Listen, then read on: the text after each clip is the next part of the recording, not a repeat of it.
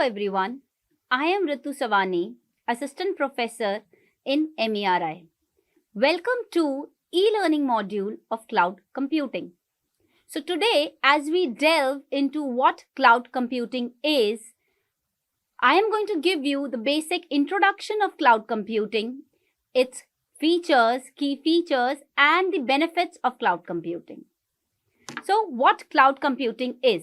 Cloud computing basically refers to the delivery of computing services over the internet, allowing users to access and use resources on demand.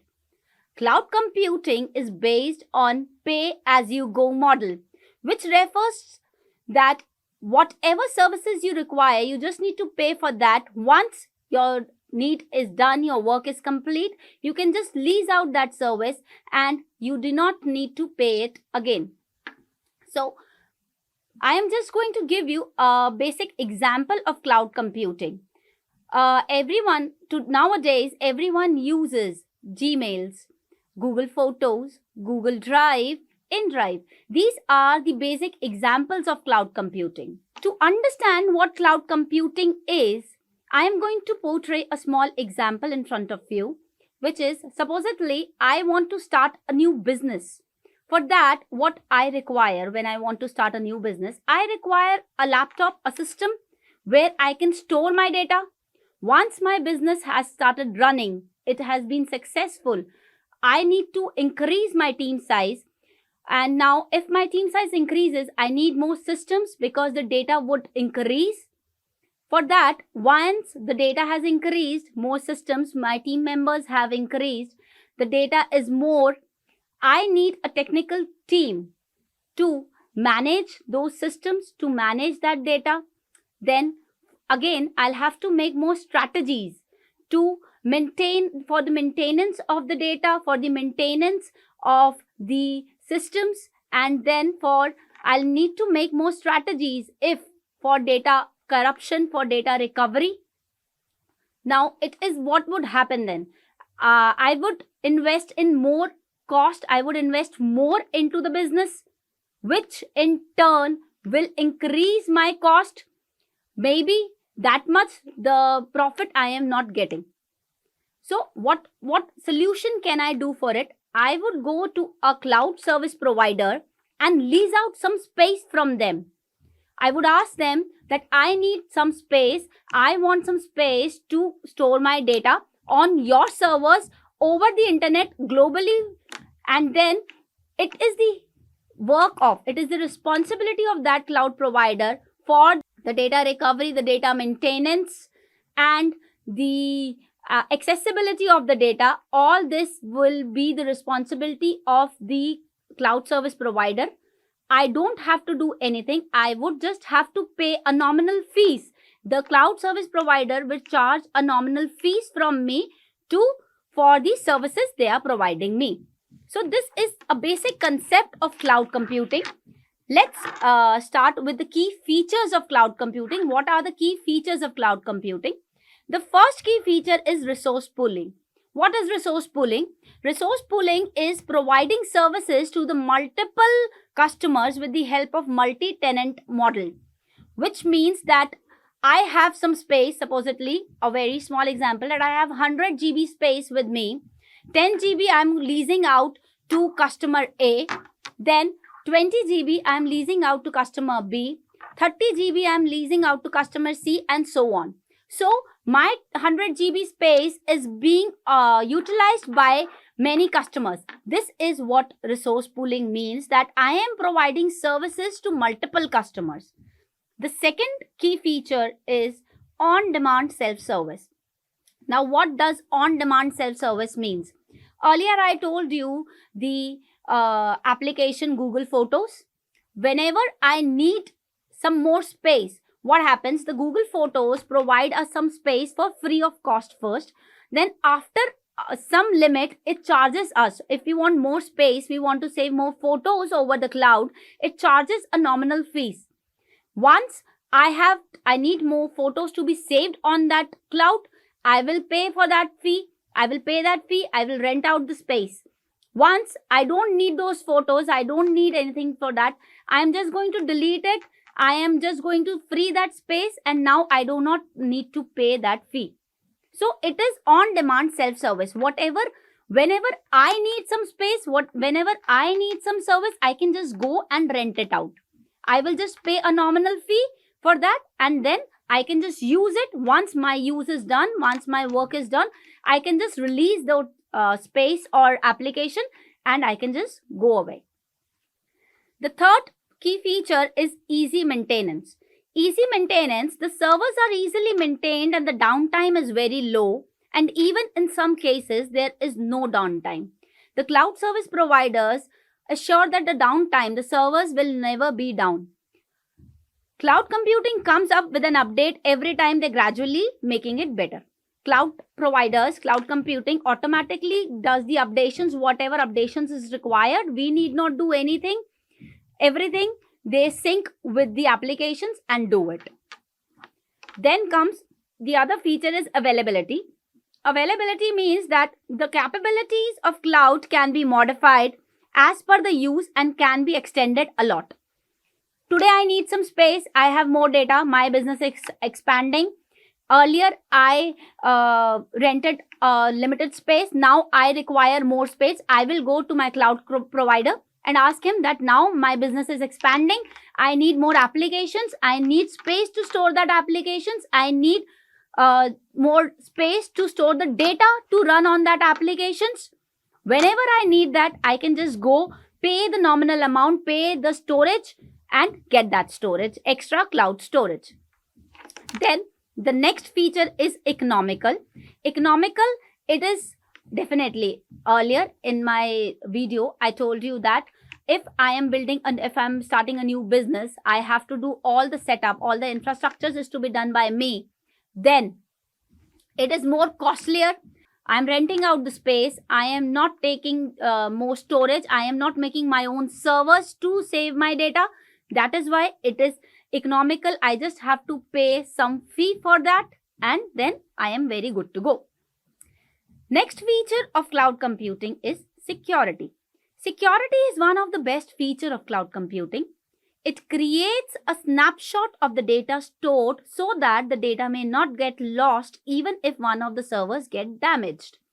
What happens when we save our data on the cloud service provider servers? When we save our data on their servers, they make a snapshot of the data, whatever we have saved.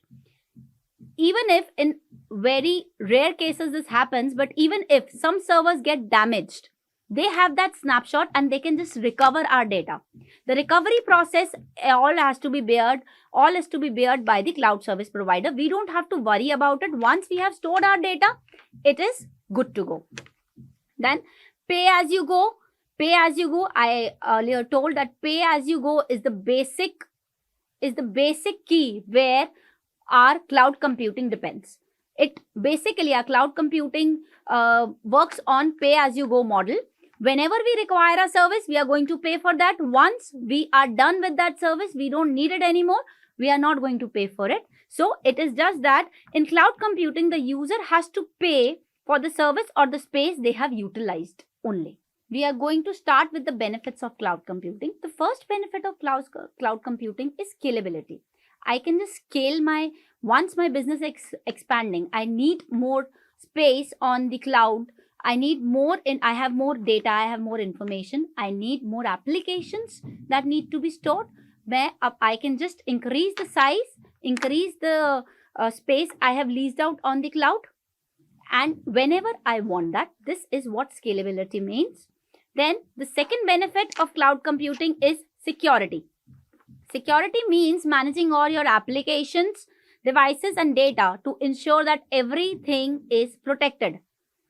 When our cloud computing the cloud service providers provide us with user IDs and passwords through which we are the only one who can go and access that data.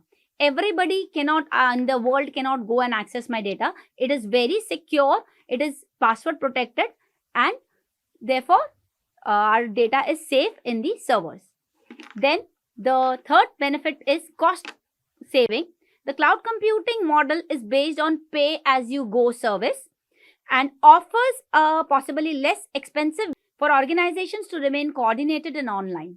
Cost saving, everything today is over the internet. It is saved there. We don't need hard disk. We don't need to buy extra devices to save our data. That is why it is very cost saving process. Then accessibility. Accessible, suppose I have an export business. I have one office in Delhi and the other department is in New York.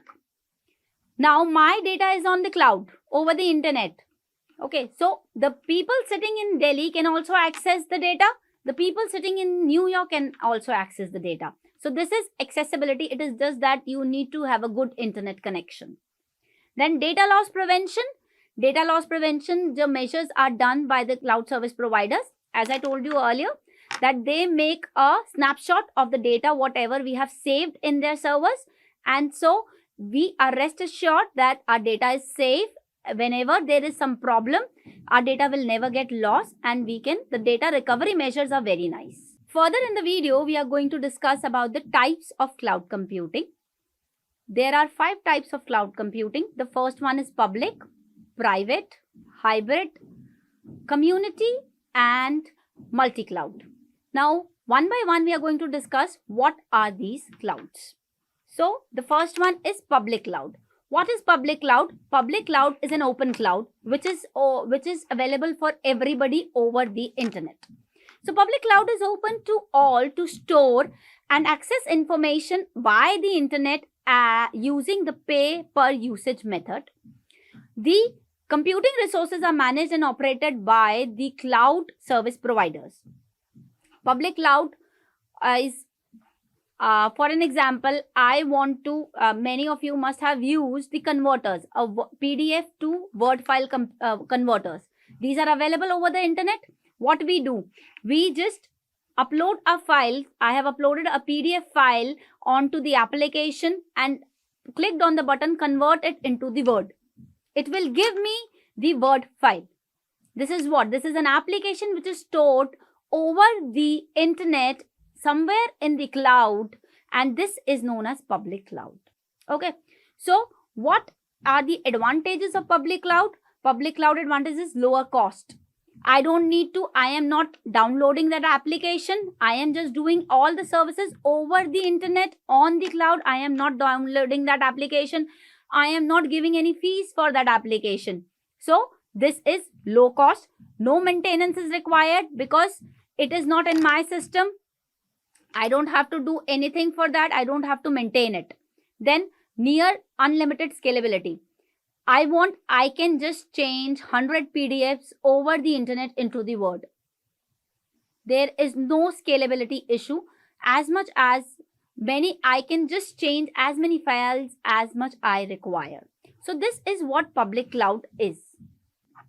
The next comes private cloud. Private cloud is also known as internal cloud or corporate cloud. Private cloud is basically the cloud which is built by an organization for its own private use. A private cloud can be physically located at the organization's on-site data center, or it can be hosted by a third-party service provider. I need a private cloud. I am running an organization. My data is to be very secured. I cannot afford that my data is over the internet on somebody else's server. I need my own servers. I need my own data center. So there is where I built my private cloud, on which I can just put my data and access it from anywhere. So basically, the private cloud is used by government agencies, the financial institutions. So what are the advantages of private cloud? More flexibility, because it is my own cloud. I am owning it. Even if I have taken help from a third party service provider, it is my private cloud. Nobody else can access it. So whatever flexibility I want, whatever applications I want to inbuild, whatever things I want to inbuild, I want to downsize it, I want to increase it, I want some more techniques to be achieved for that can be done easily. Then more control. Definitely, I am owning one thing. I have full control on that. Nobody else will get it. More scalability. Downsize. I need to increase the size. I need to downsize. It is all on me. There are 2 types of private cloud. One is on-premise and the second one is outsourced. The on-premise is when an organization has its own cloud built on its organizational site and on its own data center. It is on-premises. And if I have outsourced it from a third-party service provider, giving them the fees to build a private cloud for me, to maintain that private cloud for me only, nobody else can access it, that is outsourced private cloud. The next is hybrid cloud. Hybrid cloud is basically a combination of public cloud and private cloud. Some services are built on, I have taken from the public cloud and the rest is on my private cloud. Example, my private cloud, I have built my private cloud, I have all my data on it. But there is one application which is available on the public cloud and I don't want to develop it on my system. I will just lease it out from the public cloud, use it, I will just release it then. So this is what hybrid cloud is. For the advantages of hybrid cloud is I have control over it. As I have a private cloud, I have full control over it, and till the time I am just renting out a service from the public cloud, it is there for me. Then flexibility, whenever I want, I can just downsize it, increase it, I can add more applications to it and everything. It is cost effective because, as I told you earlier, that there is one application which is available on public cloud. If I have to develop it on site in my private cloud, then I need more technicians to develop, I need more developers to develop that. This is going to increase my cost. I am just paying a nominal fees on the public cloud and using that application and doing my work, which is more easier. So it is cost effective and it makes my work easy. Then comes the community cloud. Community cloud allows systems and services to be accessible by a group of several organizations to share information between organizations and specific community. It is basically built for a specific community. For example, our healthcare community. We have a healthcare community cloud which is accessible by only the healthcare providers, by the hospitals, by doctors, by our other healthcare providers. It is only accessible to those organizations which are a part of our healthcare community. It is owned, managed and operated by one or more organizations in community, a third party or a combination of them. The last type of cloud is multi-cloud. Now what is multi-cloud? Multi-cloud is basically a strategy where I take help from different cloud service providers to do my work. I'll just give you an example. Supposedly I'm running a company and I might use AWS, Amazon Web Services for my data storage, then Google Cloud Platform for my development and testing, and Microsoft Azure for my disaster recovery. So for different functions to be performed, I am using services of different cloud service providers. This is what multi-cloud means. So multi-cloud is a strategy in cloud computing where companies utilize more than one cloud service provider or platform to meet their computing needs. It involves distributing workload, applications and statistics throughout the numerous cloud environment consisting of public, private or hybrid cloud. Now, the different cloud computing platforms that are being used generally are Amazon Web Service, then Google Cloud, then Azure, Salesforce and Hadoop. One cloud service platform is Amazon Web Service. Amazon is a very famous and a popular cloud service provider that enables on-demand service like computing, storage, networking, security, databases, etc., which can be accessed through the internet across the globe. Now, AWS also has the deepest functionality within those services. For example, AWS offers us a variety of databases which are purpose built for different types of applications. Now, there are many types of applications which need different types of databases to be used, where our data needs to be stored. So Amazon Web Service is one service provider which provides us with all the types of databases to work together with the applications.